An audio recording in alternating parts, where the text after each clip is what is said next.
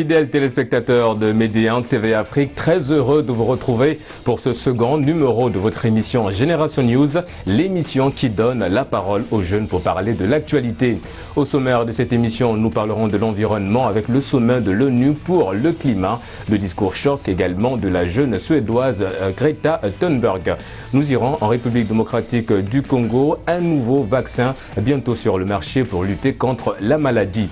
Nous allons également parler du décès de l'ancien président français Jacques Chirac, décédé à l'âge de 86 ans. Et pour clore cette émission, nous parlerons de la décision de la Cour constitutionnelle sud-africaine qui décide d'interdire la fessée et tout châtiment corporel à l'égard des enfants. Et pour décortiquer tous ces sujets, nous recevons aujourd'hui Mimi. Mimi, vous êtes gabonaise et vous êtes community manager dans une entreprise de la place. Merci d'être là parmi nous aujourd'hui. Merci à vous pour l'invitation. Nous avons également Aïda. Aïda, vous êtes sénégalaise et vous êtes en 7e année de médecine à l'UCAD, l'Université Cheikh Anta Diop de Dakar. Merci d'avoir répondu à notre invitation. Merci à vous. Et nous avons enfin Moustapha. Vous êtes sénégalais, vous êtes activiste dans le domaine de l'environnement. Merci également d'avoir répondu à notre invitation. Oui, merci. Alors, je le disais dans mon introduction, l'actualité cette semaine est restée marquée par le sommet de l'ONU sur le climat. Il y a également eu le discours choc de la jeune activiste Greta Thunberg, activiste de 16 ans, qui a fait un tollé sur les réseaux sociaux. Est-ce que vous pensez aujourd'hui que Greta, c'est un exemple pour la jeunesse? Est-ce que vous vous reconnaissez dans les combats qu'elle mène aujourd'hui, Moustapha? Oui, bonsoir à toutes et à tous, bonsoir aux téléspectateurs de Média TV Afrique. Donc, sincèrement, je félicite cette jeune parce qu'elle a fait une chose exceptionnelle. Je sais bel et bien que cette jeune-là mérite d'être félicitée. Et je me reconnais justement sur les combats qu'elle mène. Parce qu'aujourd'hui, il est temps que les jeunes puissent s'engager pour pouvoir sensibiliser tout le monde sur les enjeux liés au changement climatique. Et la pollution, l'environnement, Mimi, vous vous reconnaissez dans le combat de Greta? Le combat de Greta est une action louable parce que, en fait, c'est un combat qui est mené par une jeune, et en fait une très jeune, quelque chose qu'on sait qu'aujourd'hui les jeunes n'embrassent pas ce combat-là, ils sont beaucoup plus dans des trucs éphémères, comme la beauté, voilà, des trucs éphémères. Donc ce qu'elle fait aujourd'hui, je pense que ce sera un exemple. Les jeunes aujourd'hui auront une icône, un maître à suivre, un modèle à suivre, un exemple dans le domaine de l'environnement, et ils pourront comprendre que ce n'est pas seulement aux politiciens qui doivent s'accommoder de ce combat-là. Nous aussi, nous devons mener ce combat-là parce que c'est quelque chose qui nous touche au quotidien. Justement, vous avez parlé, Mimi a parlé tout à l'heure d'un exemple pour la jeunesse. Est-ce que, Aïda, vous connaissez d'autres exemples en Afrique qui se battent, qui ont fait de la lutte contre la pollution, du réchauffement climatique leur leitmotiv? Vous avez des exemples en Afrique? Bon, j'ai des exemples, mais pas en Afrique exactement. Elle a parlé tout à l'heure d'une Togolaise, mais sinon, aux États-Unis, il y a une certaine fille, Alexandra, également en Thaïlande, il y a une jeune fille qui suit Greta. Et franchement, moi, je trouve que l'initiative là, c'est à saluer parce que partout dans le monde, des jeunes se sont levés. Et moi, je dis que ça, c'est une leçon de vie parce que c'est une chose qui a été initiée par des jeunes, des enfants. Généralement, ils n'ont même pas encore 20 ans et qui sont là pour œuvrer pour la nature, pour le monde. Et c'est une initiative à suivre. Et franchement, on a vu que partout dans le monde, les jeunes se sont levés. Et je dis qu'en Afrique, franchement, on doit encore se lever pour suivre Greta. Parce qu'aujourd'hui, nous constatons que 13% de la jeunesse mondiale savent justement les enjeux liés au changement climatique. D'où l'importance de sensibiliser les jeunes sur les enjeux liés au changement climatique. Donc ce que Greta a fait, donc c'est bien. C'est bien justement de sensibiliser les jeunes. C'est bien également pour que les jeunes puissent porter le combat parce qu'il est temps. C'est un combat jeune. Un combat, on veut justement voir les jeunes dans le combat. Parce que mais si la passivité des jeunes n'est pas bonne en quelque sorte. Donc aujourd'hui, c'est une fierté pour nous jeunes de voir un jeune qui n'a pas encore 17 ans en train de mener ces combats-là. Comme exemple au niveau des figures écologie en Afrique, on a en Afrique centrale, on a la Tchadienne Aïdara, Oumou Ibrahim. oui, qui est une activiste dans le domaine. Même ici au Sénégal, Ali Haïdar. Oui, Ali Haïdar, il fut l'ancien ministre de l'écologie et de pêche. Voilà, sincèrement, c'est une figure dans justement dans les combats liés au changement climatique. Moi, je dis juste que ce n'est pas juste un combat des jeunes, mais de tout le monde.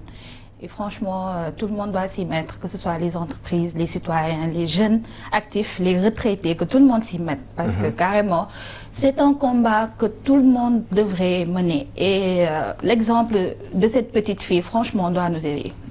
Justement, Mimi, on va revenir sur cet autre exemple africain que vous avez évoqué tout à l'heure. Elle a fait également les médias, beaucoup de médias ont parlé d'elle. C'est une tchadienne activiste qui se bat aux côtés de son peuple pour faire entendre la voix justement des populations tchadiennes pour la lutte contre le réchauffement climatique, les dangers de la pollution à travers le monde, notamment lors des sommets internationaux axés sur le climat.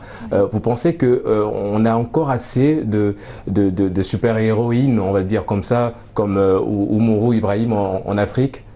En Afrique, Oumou reste notre super-héroïne. On n'en a pas beaucoup.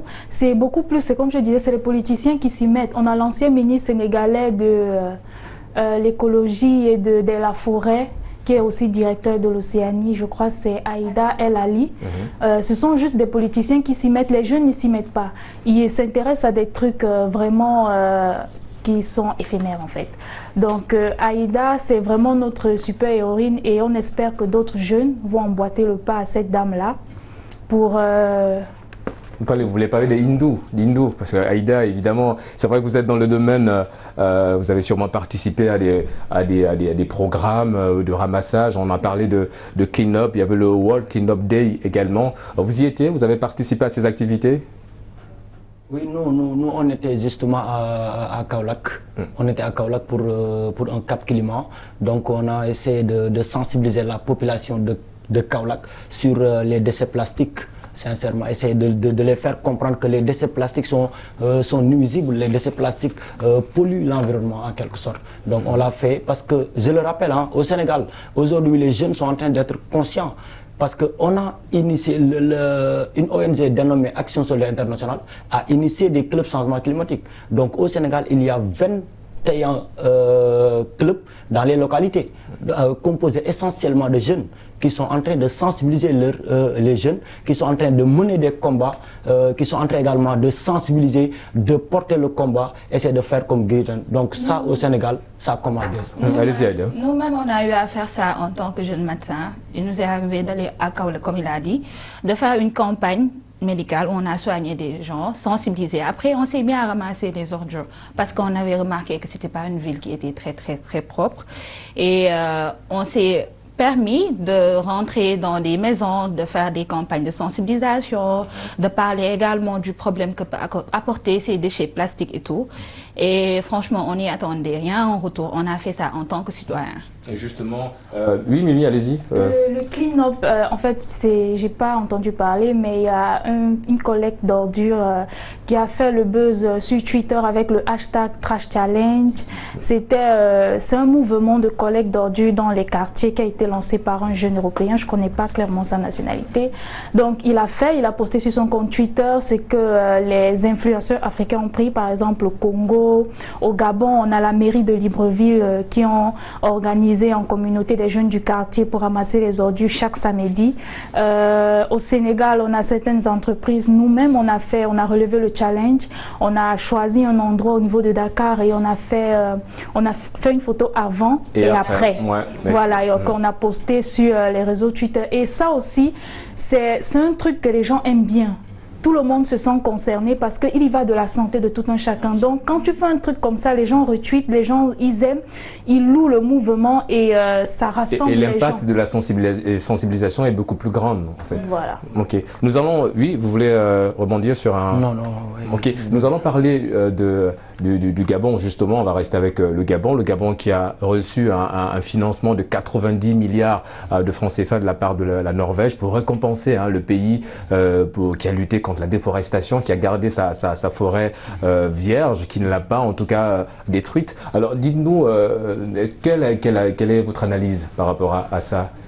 Déjà, c'est une activité louable, ce que le Gabon a fait, parce que je crois tout récemment, on a saisi une cargaison de grumes, le bois Kizavingo, très prisé au Gabon, qui était en train d'être détourné par des, je sais pas trop, des Chinois ou des gens corrompus de l'État. Ça a été saisi et c'est revendu.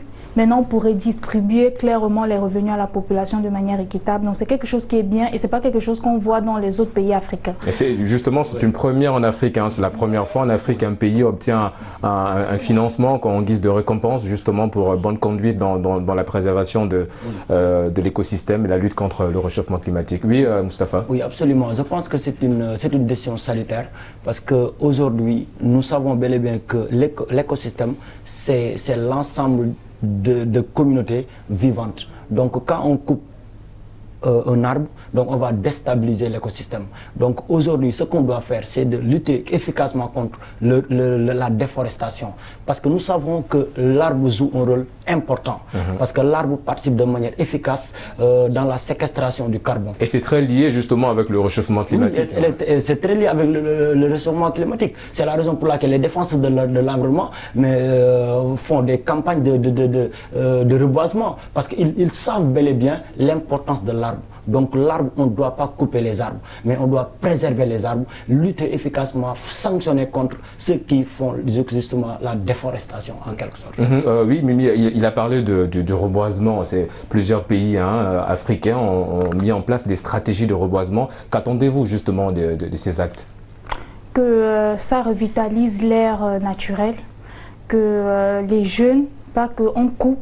Et il n'y a pas de bois, donc la nouvelle génération ne saura pas c'est quoi un arbre. Déjà, ce reboisement va aider à renforcer l'éducation au niveau de la flore.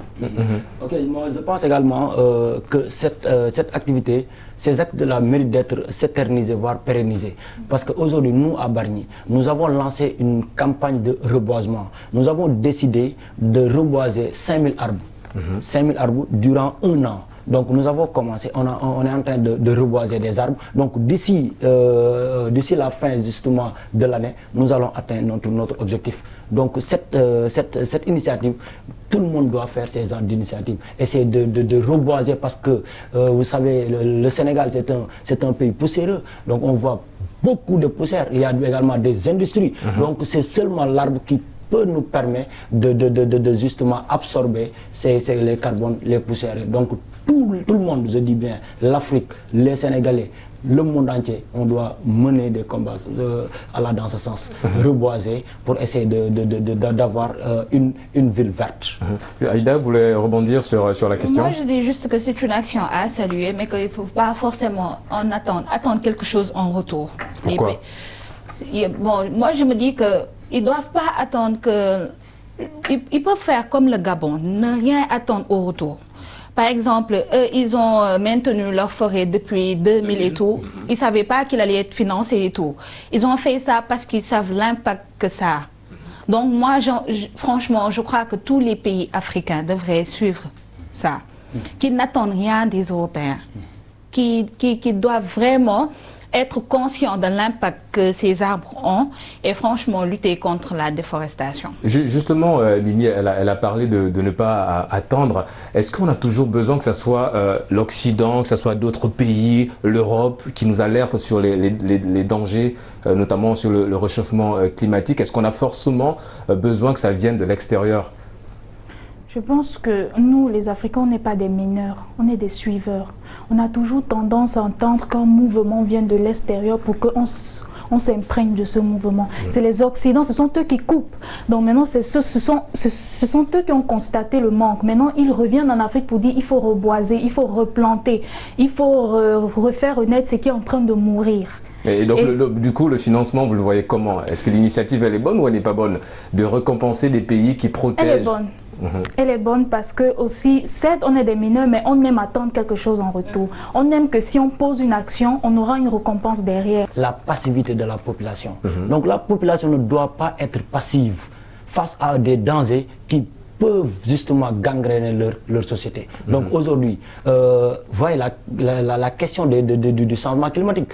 Mais pourquoi on sent que pourquoi la population est amorphe? Ça, ce n'est pas normal. Donc tout le monde doit se lever pour participer de manière efficace au combat. Ok.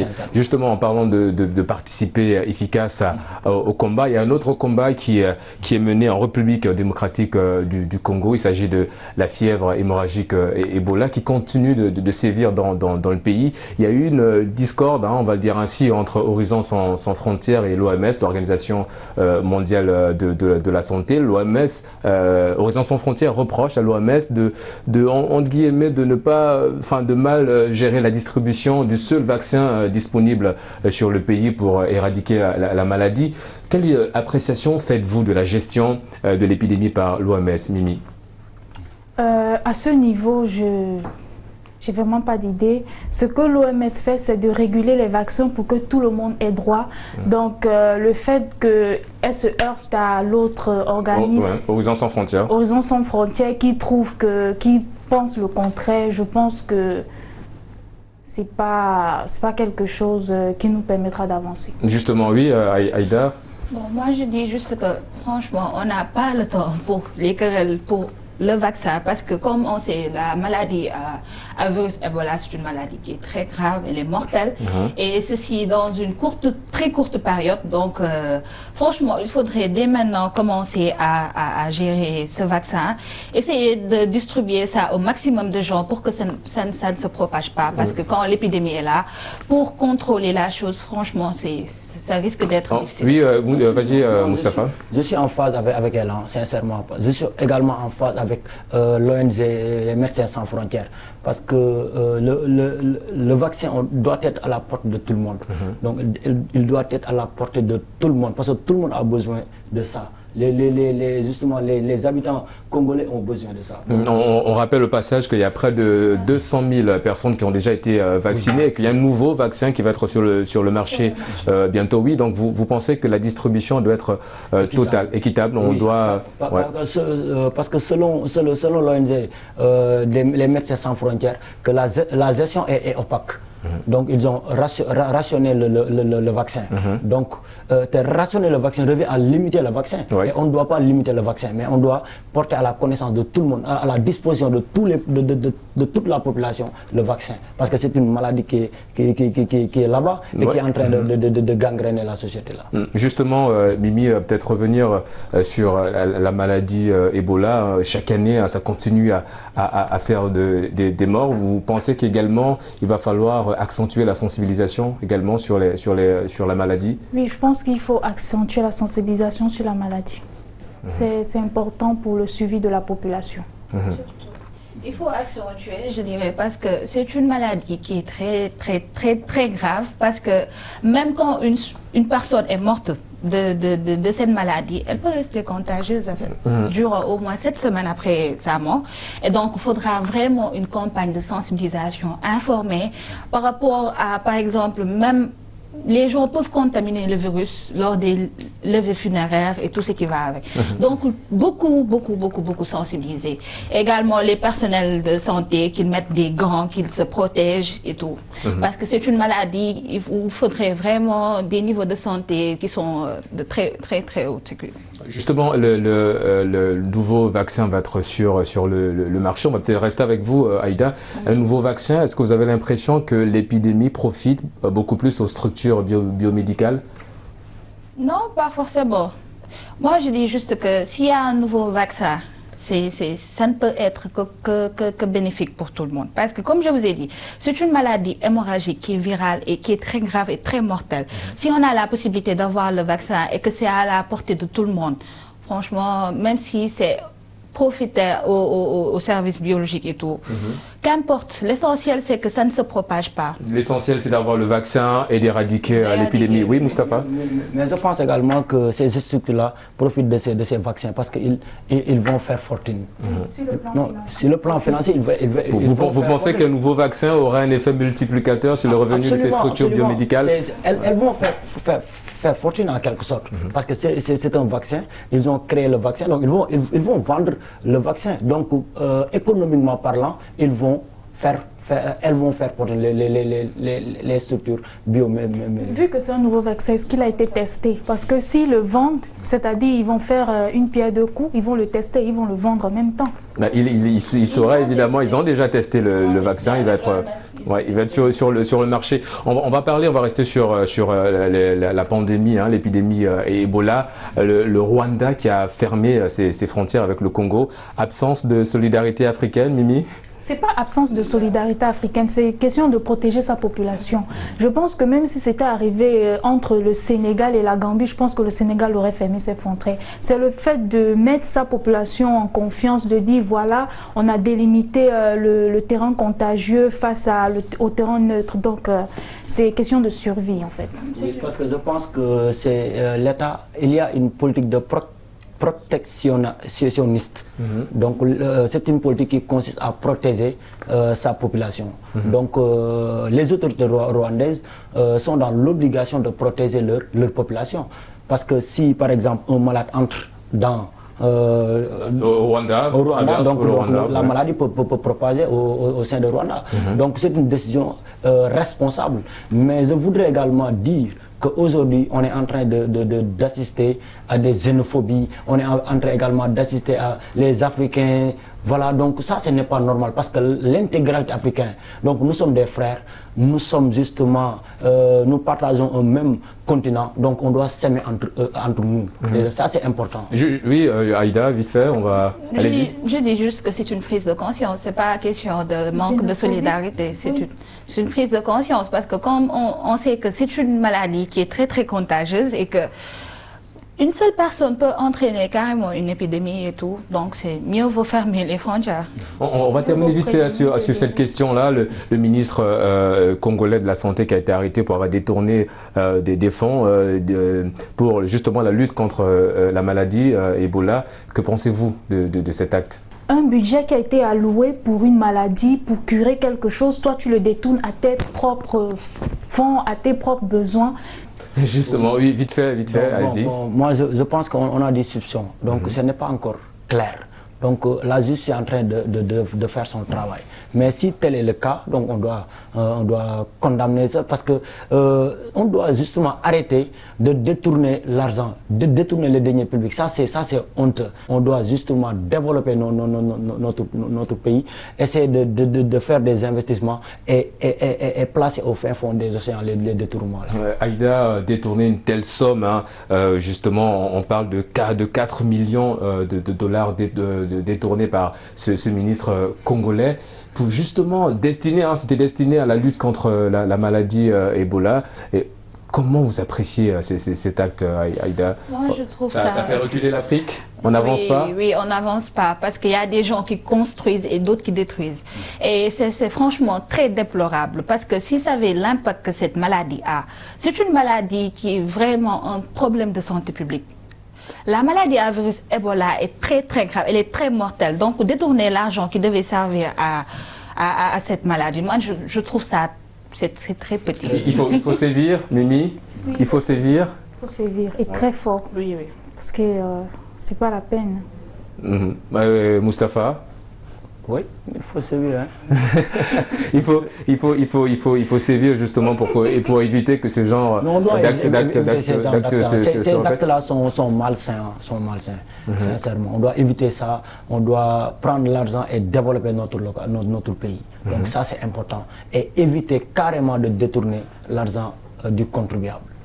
Mais détourner l'argent du contribuable, alors c'est vrai qu'il a avancé que cet argent évidemment c'était pour financer, acheter du matériel et tout ce qui va avec, mais évidemment on se rend compte qu'avec ce genre de comportement, vous l'avez dénoncé ici, on ne va pas aller très loin dans cette lutte face à cette pandémie qui est en train justement de tuer beaucoup de Congolais dans le pays. On va peut-être revenir sur la maladie elle-même. Est-ce que vous pensez qu'aujourd'hui les vaccins il faut les multiplier, il faut également faire d'autres vaccins pour d'autres maladies qui sont toujours en train de tuer en Afrique. Ebola est là, il y a d'autres maladies qui tuent. Faut-il encore développer des vaccins pour permettre à l'Afrique justement d'éviter ce genre de...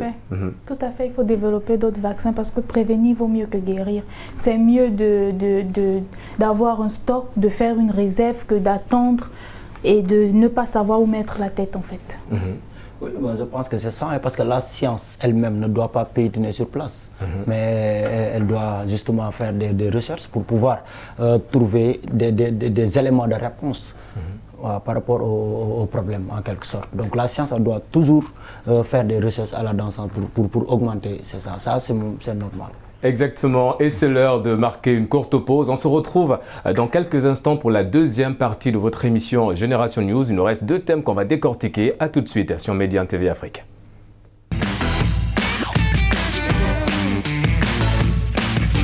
De retour sur Média TV Afrique pour la seconde partie de votre émission Génération News.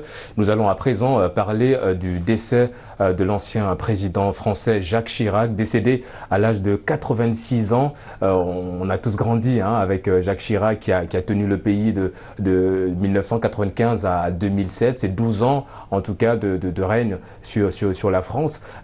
Cette génération justement de moins de 30 ans, on a grandi avec lui. Quelle image avez-vous gardée de Jacques Chirac, Mimi? L'image que j'ai gardée de Jacques Chirac, je pense que c'est le plus grand président à avoir tenu le plus long mandat. On parlait de 12 ans tout à l'heure, exactement. De 1985 à... 1995 à 2007. Voilà, à 2007, c'est ça. Il a fait le plus long mandat. Et sa relation avec la France et l'Afrique? Personnellement, je garde une bonne image de lui, sincèrement, parce que il s'est engagé dans une optique sacerdotale de la servitude. Il a servi pas mal d'années sa nation et à chaque fois j'ai l'habitude de dire que l'honneur et considération aux gens qui ont consacré une bonne part de leur vie pour servir leur nation. En tout cas, c'était une figure emblématique dans le paysage politique. Aïda, l'image de Jacques Chirac, vous retenez quoi de Jacques Chirac? Je garde une très bonne image de lui et je pense qu'il a été là pour l'Afrique. Mais que peut-être ça n'a pas été suffisant, mais quand même il a été là pour l'Afrique. On l'appelait justement Chirac l'Africain. Jacques Chirac, tout le monde sait qu'il a accompagné l'Afrique, il a soutenu l'Afrique, il a toujours justement été là. On l'appelait souvent l'avocat de l'Afrique parce qu'il entretenait des relations extraordinaires avec les présidents d'Afrique. Sincèrement, Jacques Chirac, en tout cas, il a fait ce qu'aucun président français n'a fait. Voilà, parce que cette relation-là, tout le monde le sait. Si je parviens à connaître Jacques Chirac, c'est par le biais de ces relations avec justement les Africains. Et vous, est-ce que l'image de Jacques Chirac, est-ce que vous ne pouvez pas tirer le super-héros en lui? On rappelle également qu'il a participé au démantèlement d'un vaste réseau de faux médicaments à Cotonou. Est-ce que rien qu'avec ces genres d'actes, il y a beaucoup d'actes qu'il a posés en Afrique, mais est-ce qu'avec ce genre d'actes, on ne peut pas tirer le super-héros?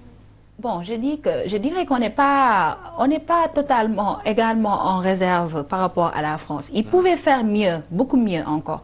Il pouvait franchement faire mieux avec les traités et tout.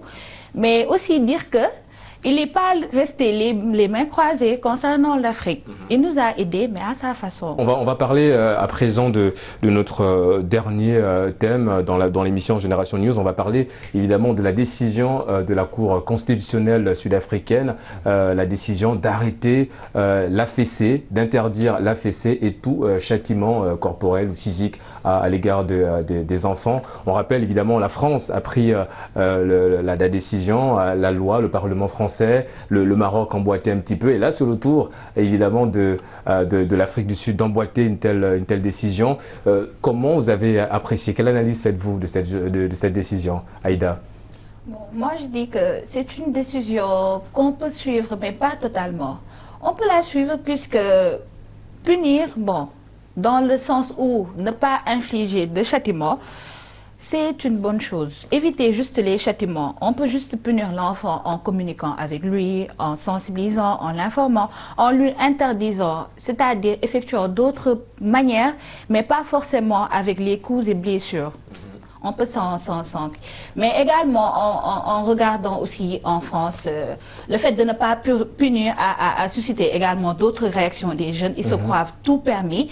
Et nous, franchement, en Afrique, on a toujours été punis.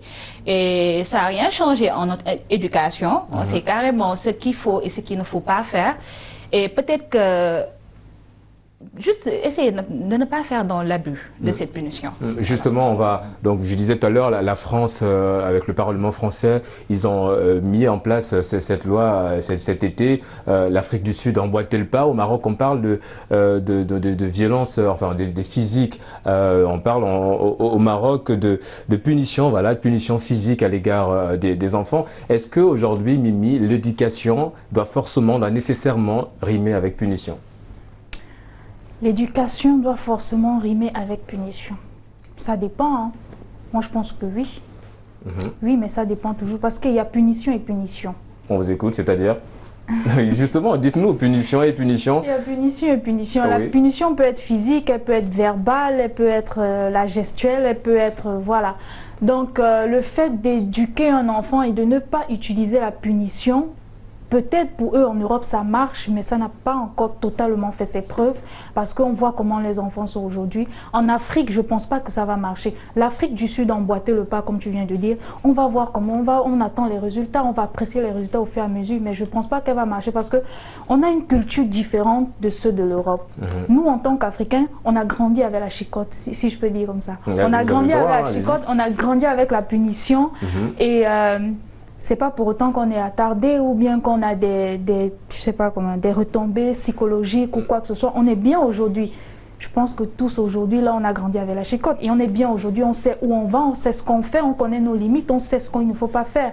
Donc, je pense que cette règle, c'est beaucoup plus pour le système éducatif, les enseignants, les instituteurs, les maîtresses, c'est pousser la mais parce que toi en tant que parent, je ne pense pas que tu vas infliger une punition à ton enfant au point de le laisser des séquelles, de le blesser ou quoi que ce soit. Évidemment, quand on parle de punition, on parle de violence et des marques et ça peut évidemment jouer sur la psychologie de l'enfant quand il va évidemment grandir, Moustapha. Oui, donc sincèrement, l'éducation n'a pas besoin de ça parce que ces actes-là vont à l'encontre de l'humanité, sincèrement. Parce qu'on peut éduquer l'enfant sans lui faire subir certaines choses. On peut l'éduquer. Je ne dis pas que l'éducation et la punition elles sont contradictoires. Parce qu'on peut punir, mais de manière responsable. Non pas de manière irresponsable, parce que le fait de faire des châtiments ou de fesser, mais ça, ce sont des actes irresponsables. Sincèrement. Donc on peut éduquer l'enfant par le biais du verbe, on peut éduquer l'enfant, donc quand l'enfant, le parent est dans l'obligation d'éduquer son enfant en lui inculquant des valeurs, en lui essayer de lui faire comprendre, voici les modèles. Il faut, Cheikh Ahmadou Bamba peut-être c'est Cheikh Ahmadou Bamba au Sénégal, c'est un modèle. Omar Foutiyou Tall est un modèle. Donc essayer de lui inculquer des valeurs. Donc l'enfant, en grandissant, il va savoir que voici les modèles. Sur le plan politique, voici les modèles. Sur le plan religieux, voici les modèles. L'enfant sera capable justement de distinguer le bien et le mal. Exactement, vous êtes dans en fait il faut mettre beaucoup plus en avant la communication avec les enfants que la punition. L'amour paternel et maternel, c'est important. Mais quand le parent passe tout son temps à frapper l'enfant, mais l'enfant, il ne va pas reprocher de ses parents. Parce que même le l'a dit, quand le sang n'est pas là, les souris dansent. Ouais. Donc quand le sang n'est pas là, les souris dansent. Donc ça, ce n'est pas normal. Parce que quand on passe tout notre temps à frapper, à taper l'enfant, à lui faire subir certaines choses inhumaines, mais ça devient problématique. Oui, Mimi. J'ai un souci. Quand je dis qu'il faut utiliser la punition dans l'éducation, c'est pas que le parent va se placer en tant que... c'est pas pour châtier, ou bien il va se placer en tant que maître, ou il va se placer en tant que, je sais pas trop, qu'il doit infliger des blessures ou quoi que ce soit. C'est juste une tapette par là, c'est quand tu es irrité en fait. On va prendre l'exemple d'un enfant de 0 à 3 ans. Il est celui qui rampe encore, hein. Par exemple, on va dire bon, de 0 à 2 ans, 1 an et demi, qui rampe encore. Ne mets pas ton doigt dans la prise, tout en sachant que tu n'as pas de protection. Ne mets pas ton doigt, il ne fait que mettre. Et quand il met, il te guette. Ne mets pas, il met, il te guette. Tu fais comment? Tu ne seras pas irrité, tu ne vas pas le passer une tape ou bien tu vas prendre pour l'enfant. la punition, ça facilite la soumission de l'enfant? Oui. c'est mieux. Voilà, ça facilite la soumission de l'enfant. La parole peut pousser à l'enfant à soumettre certaines choses. La parole, il faut développer la communication parce que tout le problème est lié à la communication. L'enfant à cet âge, il est en train de tester. C'est ça. Peu importe comment tu vas parler, il est là pour te taquiner. À un moment donné, il faut frapper. Il faut montrer la distance entre lui et toi. Il faut que tu le fasses comprendre il va essayer jusqu'à ce qu'il va se faire mal. Non, on parle justement d'autorité, Aïda. Donc, est-ce que pour vous, cette décision de la Cour constitutionnelle sud-africaine remet en cause l'autorité parentale? Non, pas forcément. Pas forcément. Mais moi, je dis juste une chose. Par exemple, pour ton exemple là, tu sais, l'enfant de 0 à 1 an, 2 ans, qui s'approche de la prise et que tu interdis, il va tout le temps y aller parce que ça suscite sa curiosité. Hormis la punition, le fait de le taper, tu peux lui montrer que ça, c'est pas bien, c'est un danger, tu vois. Il va plus refaire ça. Moi, je dis juste une chose, il faut pas rester figé, par exemple. Quand je dis figé, on peut peut-être infliger à l'enfant des punitions, puisque maintenant le monde évolue, voir ce qu'il aime, et essayer de cadrer la punition vers ça. Et tu verras que carrément, tu peux avoir une certaine soumission, pas forcément avec les coups. Donc voilà, c'est justement là. Mimi, cette loi également, est-ce qu'elle n'a pas le mérite de limiter un petit peu les violences faites aux enfants, les violences infantiles? Si, elle limite surtout dans le système éducatif, c'est-à-dire l'institutrice ne va plus frapper ton enfant n'importe comment. Même dans les foyers, même dans les familles. Il y a des enfants qui sont victimes de violences dans les familles. Est-ce que cette loi aussi ne vient pas un petit peu limiter, interdire tout ça? Oui, ça vient limiter, ça vient réguler à ce niveau-là. Mais je reste nuancée en fait. Je ne vais pas dire qu'il faut totalement bannir la punition de l'éducation parce que la culture est différente en fait. Nous, on a grandi avec. Je ne vois pas pourquoi aujourd'hui vous voulez embrasser ce que l'Europe vous propose et trouver des atouts à ça, que c'est tout simplement bien, ne jamais dire que c'est mauvais. Le fait de ne pas frapper ton enfant, est-ce que tu es sûr que... C'est vrai, le fait de ne pas frapper, c'est bien, voilà, c'est joli, c'est la tendance, c'est à la mode, c'est la loi. Mais toi, tu as grandi avec la chicotte. Est-ce que c'est pour autant que tu es devenu aliéné ou je ne sais pas quoi? Oui, mais tu sais, c'est pas embrasser totalement. Mais c'est que maintenant, ça a évolué. Au début, peut-être, nous, par exemple, ce sont juste nos parents qui nous frappaient et voilà. Mais maintenant, dans la famille, il y a les oncles, il y a les bonnes et tout. Et quand tout le monde s'y met, au bout du compte, ça peut constituer un genre de choc pour l'enfant. Par exemple, quand tu peux aller au boulot, laisser ton enfant avec une bonne. Et par exemple, sur les réseaux sociaux, on a eu à voir des vidéos qui étaient vraiment inhumaines. Des gens qui frappaient des enfants de très très bas âge, qui les frappaient comme si, genre, ils se battaient avec des adultes. Moi, je déplore ça. Je déplore ça carrément. Et peut-être que si tu viens dans une maison, tu vois que les parents ne touchent pas à leurs enfants, ne frappent pas, tu peux suivre. Mais quand tu viens, tu vois que chaque instant, l'enfant est battu, tu peux te permettre de faire n'importe quoi avec cet enfant. Moustapha, oui, je vous sens, vous voulez rebondir sur la question. Bon, je disais que sincèrement, ce sont des pratiques qu'on a eu à faire. Mais cette loi peut bel et bien limiter les pratiques inhumaines, sincèrement. Donc on peut éduquer notre enfant sans lui faire subir certaines choses. Ça, je reste convaincu qu'un parent responsable peut éduquer justement son enfant sans lui faire infliger des châtiments corporels. Ça c'est... En tout cas, moi, je ne le fais pas. Je vais éduquer mes enfants sans leur faire subir certaines choses. Ouais, Mimi? S'ils ont décidé d'embrasser ce système-là, cette façon d'éduquer l'enfant sans pourtant utiliser la chicotte, c'est bien. Je vous encourage dans cette lancée. Moi, c'est pas que je dis pas que je vais éduquer l'enfant, le punissant comme un esclave. Non, je vais éduquer, mais il faudrait qu'il sache que j'ai la main facile. Je vais le frapper. Non, mais justement, la main facile, vous parlez de l'éducation à l'africaine. On est beaucoup plus aussi dans, Moustapha le disait, Aïda disait, la communication avec l'enfant. Pourquoi ne pas justement essayer la communication? Et si vous estimez que la communication n'est pas peut-être la solution, d'utiliser d'autres moyens pour punir, mais pas forcément des violences corporelles. Oui, forcément. Au début, quand tu commences par le dire. Ne fais pas ça. À plusieurs reprises. C'est pas que donc tu arrives, tu frappes. Non. Au début, tu expliques d'abord. Donc, Et ce qu'on doit savoir, que s'il y a l'absence de communication, donc ça sera très difficile d'avoir ce qu'on appelle l'amour paternel et maternel.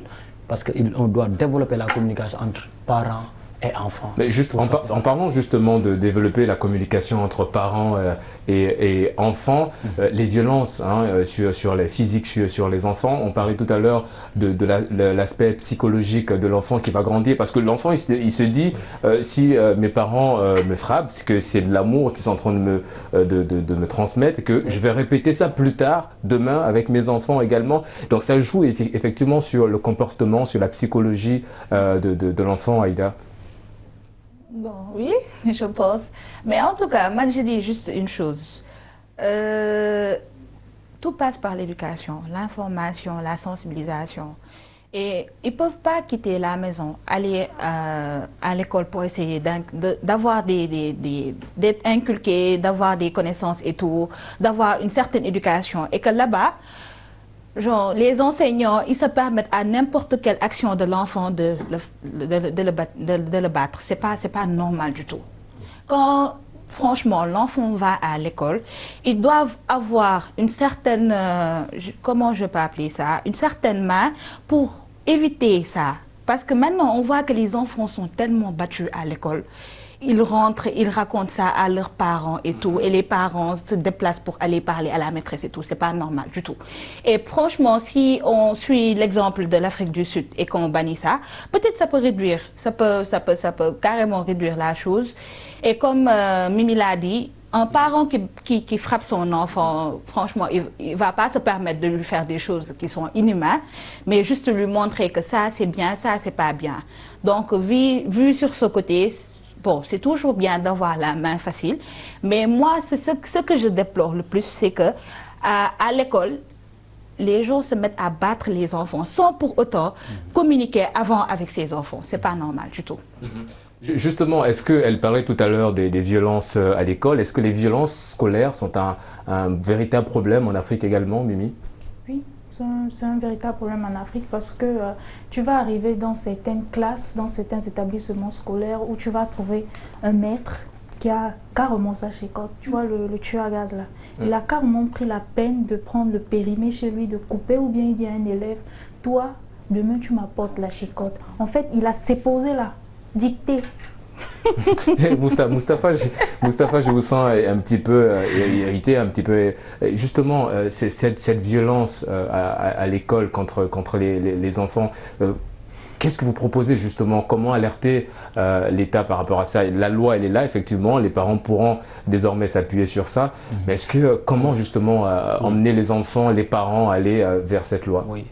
Bon, je vous disais tantôt que en Afrique, le problème de l'application des lois, l'application des lois pose problème. Parce que parfois, on peut voter une loi à l'Assemblée, mais les gens ne respectent pas ces lois-là. Les gens transgressent en quelque sorte ces lois. Donc, si on vote ces lois-là, donc les lois doivent être respectées. Si les gens ne respectent pas les lois, mais la justice va faire son boulot. Voilà, mais en tout cas, juste... Cette loi peut être votée en Afrique, mais sera difficile à appliquer totalement. Parce qu'en fait, la punition n'est pas seulement physique, elle est aussi verbale. Hein.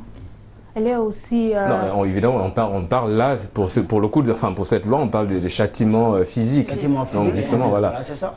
Donc, ici, on parle de châtiments physiques. On ne parle pas de tape ou bien de chiffres. Non, on ne parle pas de ça, mais des châtiments et des fessées. Donc, ça, ce n'est pas normal. On doit justement poursuivre en justice tous les parents qui font ça et tous les maîtres, hein, tous les maîtres, parce que l'enfant ne mérite pas ça. L'enfant ne mérite pas ça, sincèrement. On doit éduquer l'enfant d'une autre manière. On doit justement faire comprendre l'enfant qu'il est l'avenir de demain, conscientiser l'enfant, essayer de lui faire adopter des comportements responsables. Aïda, oui. Moi, je dis juste qu'on n'irait pas jusqu'à poursuivre des parents pour avoir donné un châtiment à leurs enfants. Nous-mêmes, on a eu à recevoir ces châtiments. Ce n'est pas pour autant qu'on est devenu... juste ne pas être dans l'abus. Surtout la formation des enseignants. La formation des enseignants est tout le temps essayer également de communiquer avec l'enfant, d'observer l'enfant et surtout, communiquer, sensibiliser l'enfant. Parce que dès le bas âge, il sait ce qui est bon, ce qui n'est pas bon. Et maintenant, avec, franchement, au point où on en est, tu peux punir une personne, l'enfant, juste avec les gadgets qu'il utilise, etc. Exactement. Par exemple, les sensibilisations peuvent justement changer la mentalité de l'enfant pour qu'il puisse adopter des comportements responsables en quelque sorte. Le changement, en tout cas, la communication pour pousser l'enfant au changement de comportement. Nous sommes arrivés au terme de notre émission. Merci Mimi, merci Mustapha, merci Aïda d'avoir participé à cette émission. Merci également à vous, chers téléspectateurs, de nous avoir suivis. Nous vous donnons évidemment rendez-vous la semaine prochaine pour un autre numéro de votre émission Génération News sur Média TV Afrique. Et d'ici là, bonne suite des programmes sur nos antennes.